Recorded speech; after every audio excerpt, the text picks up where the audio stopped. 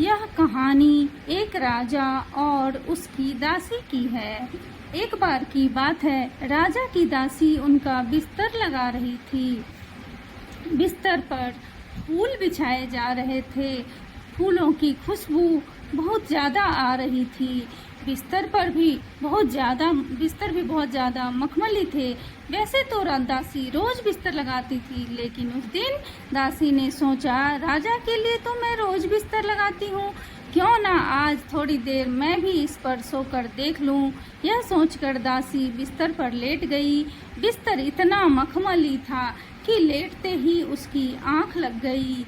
इतने में राजा भी अपने कक्ष में आ गए। राजा ने जैसे ही दासी को अपने बिस्तर पर सोते हुए देखा, उन्हें बहुत ज़्यादा गुस्सा आया।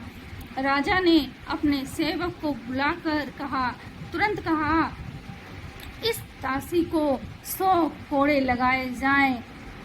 तुरंत राजा की आज्ञा का पालन किया जाने लगा। यह 50 कोड़े तक तो दासी रोती रही और आखिरी के 50 कोड़े में दासी जोर जोर से हंसने लगी।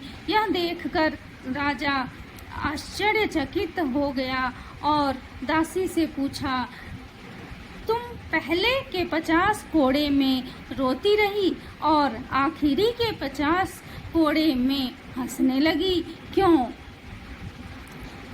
यह सुनकर दासी कहने लगी कि हे राजन, पहले के 50 कोड़े में मैं दर्द के कारण रोती रही और आखिरी के 50 कोड़े में मैं यह सोचकर हंस रही थी कि मैंने तो इस बिस्तर पर सिर्फ 5 मिनट बिताए हैं और आपने मुझे 100 कोड़े की सज़ा दे दी। लेकिन आप तो इस बिस्तर पर प्रतिदिन सोते हैं, तो वो जो आपसे भी ऊपर बैठा है वह आपको कितने कोड़े की सज़ा देंगे? यह सुनकर राजा बहुत आश्चर्यचकित हो गया और वह खुद उस दिन से बिस्तर छोड़कर जमीन पर सोने लगा।